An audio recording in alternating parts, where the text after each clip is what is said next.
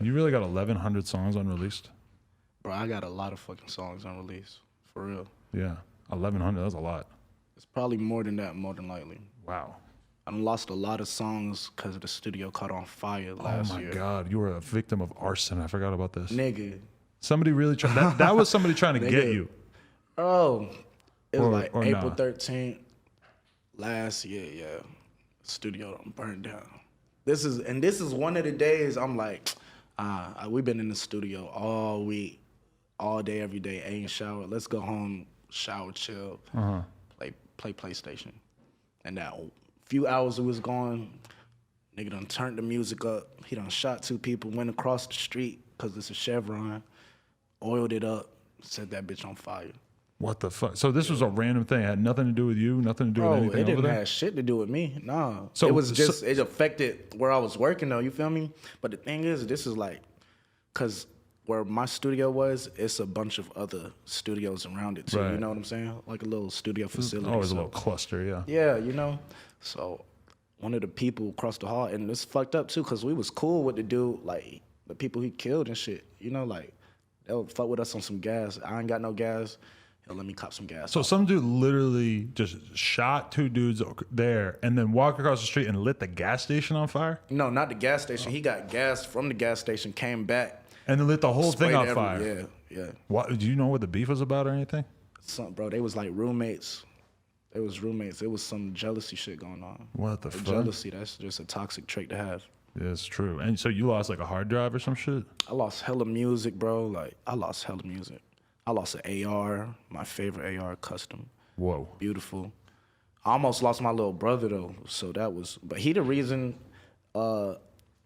everything didn't turn out so bad, because a lot of other people didn't even know what the fuck was going on. He woke up, because we got a camera in the studio, you feel me? So it's probably like 5:50 a.m., everything good. That's when all this As soon happened? as it's like, it turned like 6:15 in the morning, everything on fire. And he just on the couch, you feel me? He sleep.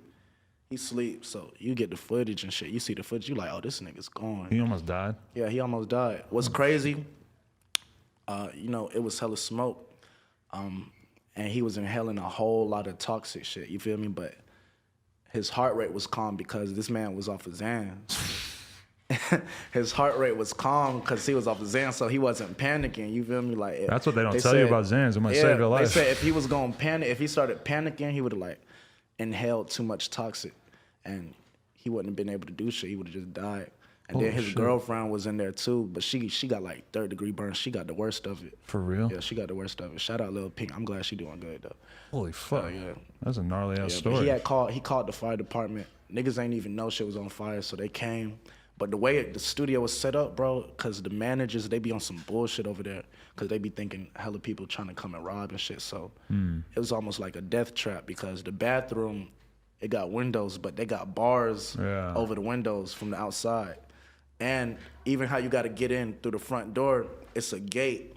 It's a metal bar gate, and then it's like a double door that you got to press the little button. Yeah. And then when that hazard happened, everything was disabled. Like, you couldn't get out the front, you couldn't go through the window.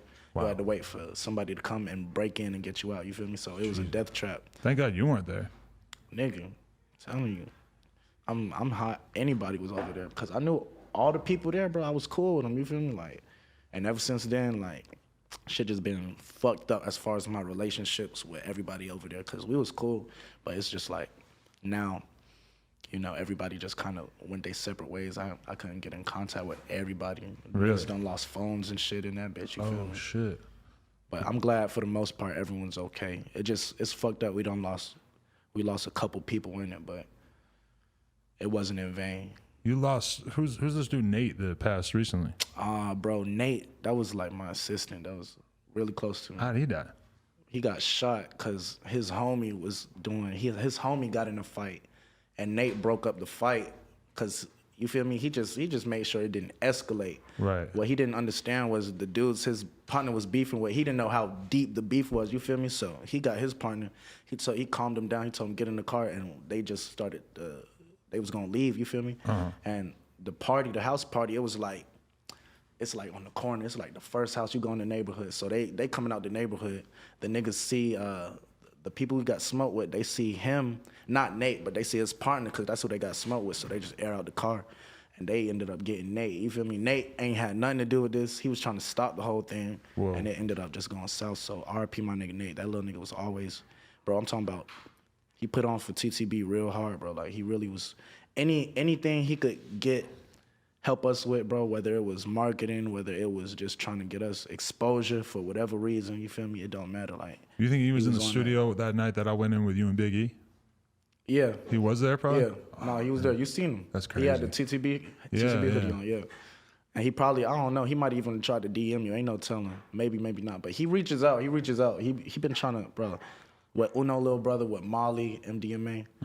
Like, he tried to, I'm talking about everyone in our circle, immediate circle. He supported us, and he tried to help us all out. Wow. So it's a shame to see him go out like that because I know what his true intentions were. Right. And they weren't, he didn't have any wicked intentions. He actually had, like, righteous intentions. Damn, that's So a it shame. sucks he had to go out like that, but it definitely wasn't in vain because his energy still surges through me, so I'll make sure everybody I lost, it's never in vain. Rest in period. peace. Are you back in the zone, like recording wise, at this point after the whole studio situation and everything? All the time, yeah. It didn't stop. It didn't stop. Even if anything, I mean, I just had to switch locations, but we always do that. So it didn't change up anything as far as the recording process.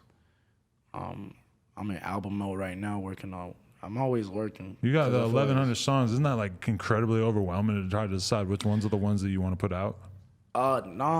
It's just like, okay, to decide on the ones that I want to put out, that I want people to be like, oh, you know, like, it's always a record you introduce yourself to for the first time to somebody, I feel like. And I just have a lot of records, but the thing about my records is, like, I'm always personally in love with everything I do.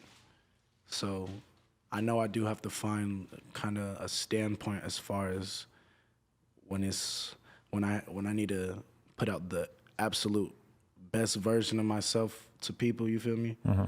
Because sometimes I'll just get in a vibe with my own sounds and everything, and I'll be like, man, I need to drop this.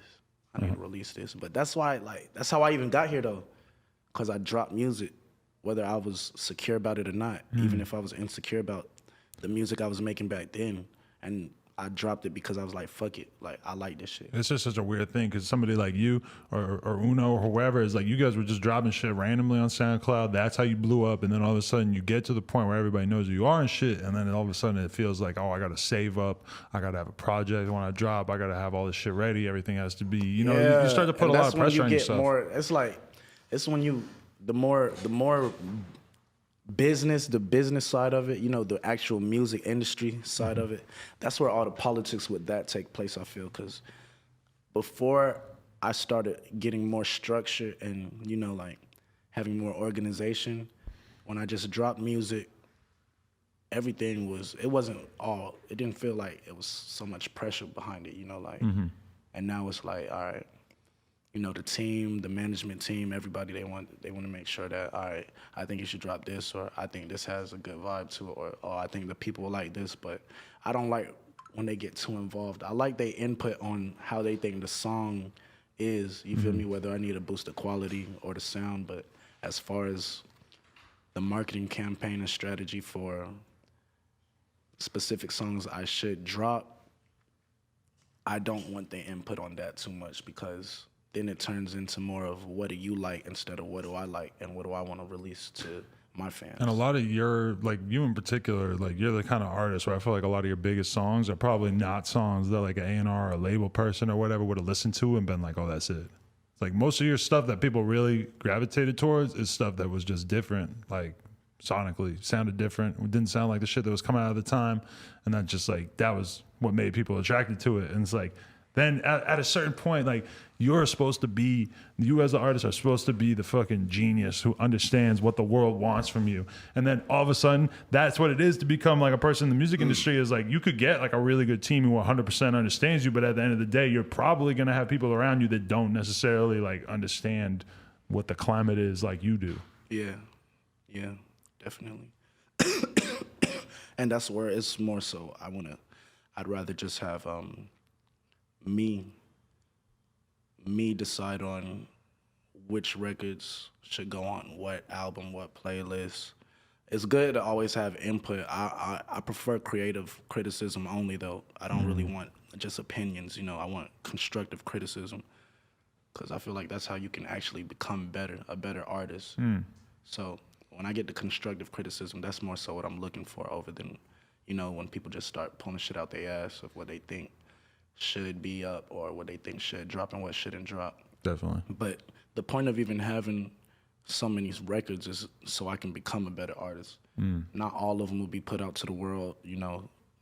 1,100 songs, over 1,100, people won't even hear half of those, you know, because a lot of the songs is just songs that I have for myself and for the gang, you know, like when we on road trips or on tour, like they'll hear a lot of shit that I'll never drop. You have a bunch of songs on your phone that like you feel like is right for your crew, but then like at the end of the day, you don't really want to put that out on streaming services. Type shit, yeah, man, like for real, it'll be like that. But then I'll have so many songs that have been under my belt for so long, and you know when you just listen, there's so much unreleased songs, and then it just, even if it's ass, it just starts sounding good because it's like I still fuck with